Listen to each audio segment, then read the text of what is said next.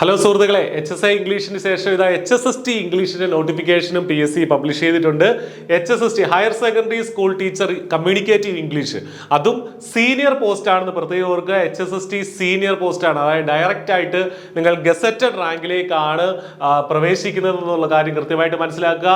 Category number 574/2024 ആണ് senior പോസ്റ്റിലേക്ക്. അതുപോലെ തന്നെ HSST ജൂനിയർ പോസ്റ്റിലേക്കും വിളിച്ചിട്ടുണ്ട്. അപ്പൊ സീനിയർ എന്ന് പറഞ്ഞാൽ ഡയറക്റ്റ് നമ്മൾ ഗസറ്റഡ് റാങ്കിലേക്ക് പോകും, കുറച്ച് അവർക്ക് അവറുകളൊക്കെ കൂടുതലായിരിക്കും.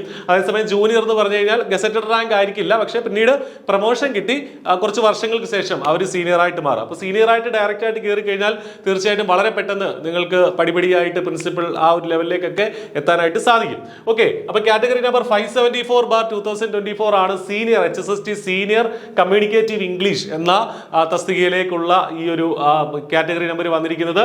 സ്കെയിൽ ഓഫ് പേ ശ്രദ്ധിക്കുക, 55,200 മുതൽ 1,15,000 വരെ. ഇതിനകത്ത് ഏറ്റവും ഇൻട്രസ്റ്റിംഗ് ആയിട്ടുള്ള കാര്യം എന്താണെന്ന് വെച്ചാൽ നമ്പർ ഓഫ് വേക്കൻസീസ് 26 വേക്കൻസികളാണ്.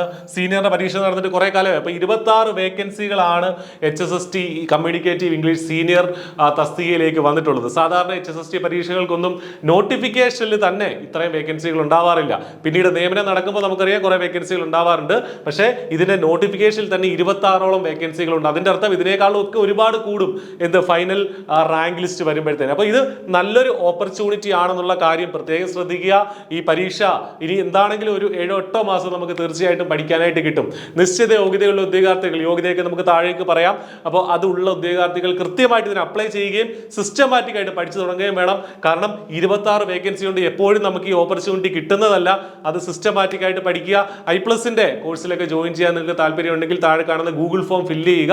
അതനുസരിച്ച് നമുക്ക് നിങ്ങളെ നിർദ്ദേശങ്ങൾ അറിയിക്കുന്നതാണ്. ഓക്കെ, അപ്പോൾ ഏറ്റവും ഇന്റൻസീവ് ആയിട്ടുള്ള കോച്ചിങ് തന്നെയാണ്. നെറ്റിനും സെറ്റിനും ഇംഗ്ലീഷുമായി ബന്ധപ്പെട്ട് നമ്മുടെ ഒരുപാട് ഉദ്യോഗാർത്ഥികളുണ്ട്, അവർക്കൊക്കെ അറിയാം. അതുപോലെ തന്നെ അതേ നിലവാരമുള്ള ക്ലാസ്സുകൾ തന്നെയാണ് I+ഉം പ്രൊവൈഡ് ചെയ്യുന്നത്. അപ്പോൾ ഇതിനു വേണ്ടിയിട്ട് HSST ഇംഗ്ലീഷിന് വേണ്ടിയിട്ട് നമ്മൾ പ്രൊവൈഡ് ചെയ്യുന്നത്. അപ്പോൾ 26 വേക്കൻസികൾ ഇവിടെ ഉണ്ട് എന്നുള്ള കാര്യം മനസ്സിലാക്കുക. ഏറ്റവും ഇൻട്രസ്റ്റിംഗ് ആയിട്ടുള്ള കാര്യം അതാണ്. ജൂനിയർ പോസ്റ്റിന് 5 വേക്കൻസിയാണ് പറഞ്ഞിട്ടുള്ളത്. HSST കമ്മ്യൂണിക്കേറ്റീവ് ഇംഗ്ലീഷ് ജൂനിയർ പോസ്റ്റിന് 5 വേക്കൻസിയും സീനിയറിന് 26 വേക്കൻസിയും ഉണ്ടെന്ന് മനസ്സിലാക്കുക. ഓക്കെ, ഇനി ഏജ് ലിമിറ്റ് ശ്രദ്ധിക്കുക. 20 വയസ്സ് മുതൽ 40 വയസ്സ് വരെയുള്ളവർക്ക് അപ്ലൈ ചെയ്യാം. 40 ആണ് ഏജ് ലിമിറ്റ്.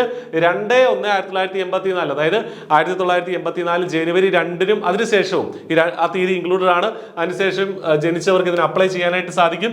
റിലാക്സേഷൻ SC/ST അതുപോലെ തന്നെ OBC കാറ്റഗറീസിനൊക്കെ ഏജ് റിലാക്സേഷൻ യൂഷ്വലി ഉള്ളത് ഇവിടെ ആപ്ലിക്കബിൾ ആണ് എന്നുള്ള കാര്യം പറയുന്നുണ്ട്. ഓക്കെ, ഇനി 4% വേക്കൻസീസ് ഡിഫറൻറ്റ്ലി ഏബിൾഡ് കാൻഡിഡേറ്റ്സിന് വേണ്ടിയിട്ട് നീക്കി വെച്ചിട്ടുണ്ട്.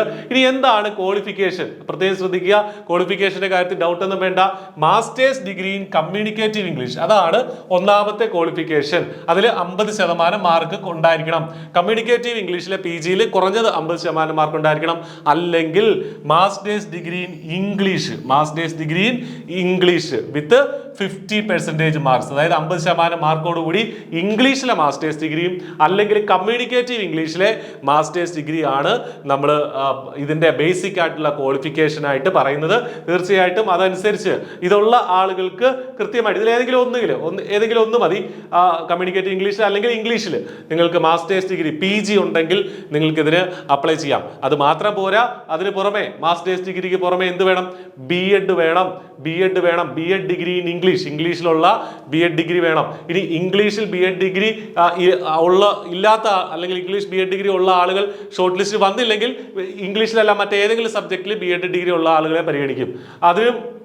അതുമല്ല B.Ed ഇല്ലാത്ത ആളുകൾ വരികയാണെങ്കിൽ B.Ed ഇപ്പോൾ ഷോർട്ട് ലിസ്റ്റ് വന്ന ശേഷം ഇംഗ്ലീഷിൽ B.Ed ഉള്ള ആരുമില്ല, പക്ഷേ അങ്ങനെ അത്തരമൊരു കേസ് വരികയാണെങ്കിൽ PGയും സെറ്റും മാത്രമുള്ളവരെ B.Ed ഇല്ലാത്തവരെ പരിഗണിക്കുമെന്ന് പറഞ്ഞിട്ടുണ്ട്. അതായത് B.Ed ഇല്ലാത്തവർക്കും അപ്ലൈ ചെയ്യാം, പക്ഷേ അവർ ഷോർട്ട് ലിസ്റ്റിൽ അല്ലെങ്കിൽ അവരെ പരിഗണിക്കാനുള്ള സാധ്യത എന്ന് പറയുന്നത് വളരെ കുറവാണ്. കാരണം എന്താണെങ്കിലും നമുക്കറിയാം ഇംഗ്ലീഷിൽ B.Ed ഉള്ള ഒരുപാട് ഉദ്യോഗാർത്ഥികളുണ്ട്, അവർ ഷോർട്ട് ലിസ്റ്റിൽ വരും. അവർ ഇല്ലെങ്കിൽ മാത്രമേ B.Ed ഇല്ലാത്തവരെ പരിഗണിക്കുകയുള്ളൂ എന്നുള്ള കാര്യം വ്യക്തമായിട്ട് മനസ്സിലാക്കുക. നോക്കുക. മൂന്നാമതായിട്ട് എന്ത് വേണം? സെറ്റ് വേണം.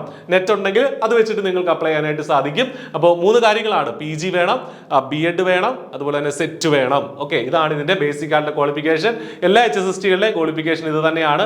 പിന്നീട് റാങ്ക് ലിസ്റ്റിൽ വന്ന ശേഷം അങ്ങനെ റാങ്ക് ലിസ്റ്റിൽ വരുന്നവർക്ക് MPhil-ഓ PhD ഒക്കെ ഉണ്ടെങ്കിൽ അതും നോൺ ക്വാളിഫയിങ് MPhil-ഓ അല്ലെങ്കിൽ നോൺ ക്വാളിഫയിങ് PhD ആയിരിക്കണം.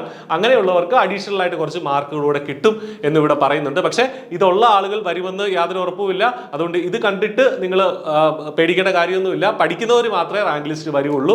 റാങ്ക് ലിസ്റ്റിൽ വന്ന PhD-കാർക്ക് അല്ലെങ്കിൽ MPhil-കാർക്ക് എക്സ്ട്രാ ആയിട്ട് ഈ മാർക്കുകളൂടെ കിട്ടും എന്നുള്ളതാണ് ഇവിടെ പറഞ്ഞിരിക്കുന്നത്. അപ്പോൾ ലാസ്റ്റ് ഡേറ്റ് ഇതിന് അപ്ലൈ ചെയ്യാനുള്ളത് 29-ാം തീയതിയാണ്, ജനുവരി 29 ആണ്. അപ്പോൾ അതുവരെ വെയിറ്റ് ചെയ്യരുത്. നിലവിൽ ഈ യോഗ്യതയുള്ള ഉദ്യോഗാർത്ഥികളെ സംബന്ധിച്ച് നിങ്ങളുടെ പ്രൊഫൈലിൽ ഇത് ആക്റ്റീവാണ്. കൃത്യമായിട്ട് ഇതിന് അപ്ലൈ ചെയ്യുക, പഠിച്ചു തുടങ്ങുക, സിസ്റ്റമാറ്റിക് ആയിട്ട് പഠിക്കുക. കൺസിസ്റ്റന്റ് ആയി പഠിക്കുന്നവരെ കാത്തിരിക്കുന്നതാണ് സർക്കാർ ജോലി.